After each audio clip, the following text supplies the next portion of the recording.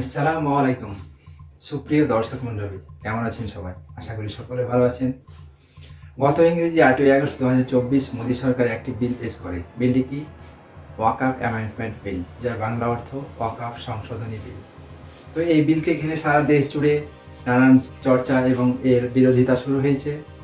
তো এই ওয়াকফ বিলে কি পরিবর্তন করতে চাইছে এবং ওয়াকফ আসলে কি এবং কোথা থেকে এটি আসলো, এর উদ্দেশ্য বা কি, সমস্ত কিছু জানবো এই ভিডিও শেষ পর্যন্ত দেখতে থাকুন।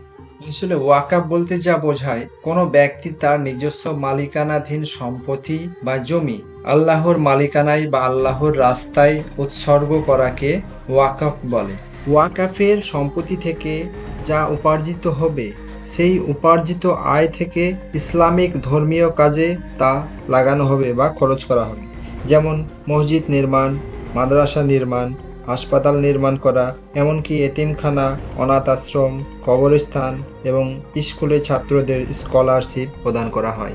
এই ওয়াকফে সম্পত্তি দানের জন্য কিছু শর্তাবলী আছে। যে সম্পত্তি দান করে তাকে ওয়াকিফ বলে। ওয়াকিফকে অবশ্যই সুস্থ মস্তিষ্কের এবং প্রাপ্তবয়স্ক হতে হবে। ওয়াকফের উদ্দেশ্যে যে সম্পত্তি উৎসর্গ করা হবে তা অবশ্যই চিরস্থায়ীভাবে উৎসর্গ করতে হবে। ওয়াকফের উদ্দেশ্য অবশ্যই মুসলিম আইন অনুযায়ী ধার্মিক এবং দাতব্য প্রকৃতির হতে হবে। ওয়াকিফ যে সম্পত্তি উৎসর্গ করবেন অবশ্যই তা বৈধ মালিকানা হতে হবে এবং দেউলিয়া হওয়ার সম্ভাবনা থাকলে ওয়াকফ করা যাবে না এবং এই জমি ভবিষ্যতে বিক্রি করাও যাবে না এবং দানপত্রও করা যাবে না। সাধারণত ওয়াকফ পরিচালনার জন্য রাষ্ট্রীয় কিছু বিধান ও প্রতিষ্ঠান থাকে, যেখানে একজন প্রশাসন নিযুক্ত থাকেন। এই ওয়াকফ সম্পদগুলিকে দেখভাল ও সুষ্ঠু পরিচালনার জন্য ভারতবর্ষের প্রত্যেকটি রাজ্যে এবং কেন্দ্রশাসিত অঞ্চল মিলে মোট 30টি ওয়াকফ বোর্ড আছে। এই ওয়াকফ বোর্ডের মোট সম্পদ, সাচার কমিটির রিপোর্ট অনুযায়ী ভারতে প্রায় 9,40,000 একর জমি রয়েছে। এবার জানবো ঠিক কবে থেকে এই ওয়াকফ প্রথাটা চালু হয়েছে। খলিফা হযরত ওমর রাদিয়াল্লাহু তাআলা আনহু ফাইবারে এক টুকরো জমি পান। তখন তিনি মুহাম্মদ সাল্লাল্লাহু আলাইহি সাল্লামের কাছে পরামর্শ চাইতে আসলেন। মুহাম্মদ সাল্লাল্লাহু আলাইহি সাল্লাম উপদেশ দিলেন, এই জমি ওসিয়ত করতে পারো, আবার ভালো কাজের জন্য আল্লাহর রাস্তায় এই জমি দান করতে পারো, যেখানে সাধারণ দরিদ্র অসহায় মানুষ উপকৃত হয় এবং সেই জমির উপর কোনো প্রকার তোমার এবং তোমার বংশধরদের অধিকার থাকবে না, কোনো মুনাফাও পাবে না। এই জমি ভবিষ্যতে বিক্রিও করা যাবে না এবং দানপত্র করা যাবে না। এরপর থেকেই সমস্ত বিশ্বের মুসলমানরা ওয়াকফ ফলো করলো এবং ওয়াকফ চালু হলো। ভারতবর্ষে ওয়াকফ কনসেপ্ট তৈরি হয় দিল্লির সুলতান আমল থেকে। সেই সময় দিল্লির সুলতান মইজউদ্দিন সামঘোর তিনি সুলতান জামে মসজিদের জন্য 2টি গ্রাম দিয়েছিলেন। সেই থেকেই ভারতবর্ষে ওয়াকফ সিস্টেমের ধারণা শুরু হয় এবং প্রচলন শুরু হয়। এরপর ইংরেজ শাসন শুরু হয়। ইংরেজ শাসনকালে ইংরেজরা এই ওয়াকফ বাতিল করে। তারা সমস্ত ভারতবর্ষের ওয়াকফ বোর্ডের সমস্ত সম্পত্তি দখল করে নেয় এবং এরপর থেকেই তারাই ভোগ দখল করতে শুরু করে। এরপর ভারতবর্ষ স্বাধীন হলো।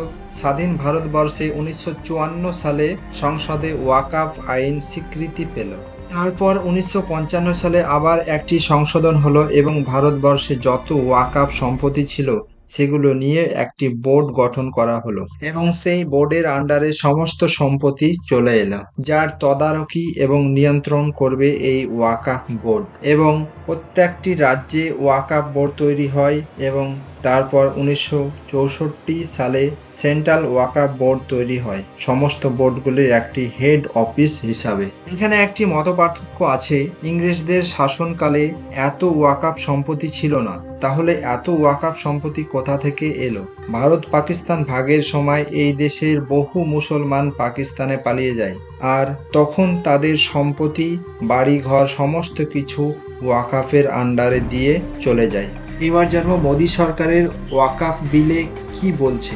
নাম্বার 1, এই ওয়াকফে মুসলিমরা যেমন অংশগ্রহণ করে আছে, ঠিক তেমন নন মুসলিমরাও এতে অংশগ্রহণ করতে পারবে। এখানে সিইউ পদে নন মুসলিমরা থাকতে পারবে এবং 2 জন মহিলা অবশ্যই বাধ্যতামূলক কমিটিতে থাকতে হবে। নাম্বার 2, ওয়াকফ সম্পত্তির বাধ্যতামূলকভাবে ডিস্ট্রিক্ট কালেক্টরের অফিসে রেজিস্ট্রেশন করতে হবে। নাম্বার 3, আইন কার্যকর হওয়ার আগে বা পরে যদি কোনো সরকারি সম্পত্তি ওয়াকফ সম্পত্তি হিসাবে চিহ্নিত হয়ে থাকে, সংশোধনী আইনে তা আর ওয়াকফ সম্পত্তি হবে না। ডিস্ট্রিক্ট কালেক্টর ঠিক করবে সেটা ওয়াকফ সম্পত্তি নাকি সরকারি জমি, সেই সিদ্ধান্তই চূড়ান্ত। ওয়াকফ বোর্ডের সিদ্ধান্ত নিয়ে কোনো বিতর্ক থাকলে হাইকোর্টে আবেদন করা যাবে। নাম্বার 4, এতদিন পর্যন্ত কোনো নথি না থাকলেও মৌখিকভাবে ওয়াকফ সম্পত্তি চিহ্নিত করা যেত। সংশোধনীতে বলা হয়েছে ওয়াকফ নামা বা নথি না থাকলে সেই জমি বিতর্কিত জমি হিসাবে ধরে নেওয়া যাবে এবং যে কোনো সময় ওয়াকফ সম্পত্তির অডিট করতে পারবে কেন্দ্র সরকার। সেই ক্ষমতা কেন্দ্রের হাতে থাকবে। এর ফলে বোঝা যাচ্ছে ভারতবর্ষের ওয়াকফ বোর্ডের যে স্বাধীন সত্তা ছিল, গোটা ভারতবর্ষের যে 30টি ওয়াকফ বোর্ড রয়েছে তাদের যে স্বাধীন সত্তা ক্ষমতা রয়েছে সেটা সীমিত করে দেওয়া হচ্ছে এবং গভর্নমেন্ট সেটা কন্ট্রোল করতে চাইছে। আসল লক্ষ্য হলো সারা ভারতবর্ষে 9,40,000 একর জমি রয়েছে, এটাকে কন্ট্রোল করার মূল উদ্দেশ্য। সেখান থেকে অর্থ উপার্জন করাই মূল উদ্দেশ্য। এই ওয়াকফ বিলের বাতিলের দাবি জানিয়ে সারা দেশ জুড়ে প্রতিবাদ শুরু হয়েছে। এই ওয়াকফ বিল নিয়ে জনগণের মতামত জানতে চেয়েছেন যৌথ সংসদীয় কমিটি জেসিপি। সেই মতে মুসলিম পার্সোনাল ল বোর্ড গণ ইমেল কর্মসূচি নিয়ে আসে এবং একটি স্ক্যানারের মাধ্যমে 15 অক্টোবরের মধ্যে 4 কোটিরও বেশি মেল সেন্ড হয়েছে। অবশ্যই কমেন্ট বক্সে আপনার মতামত জানাবেন এই বিলের পক্ষে না বিপক্ষে।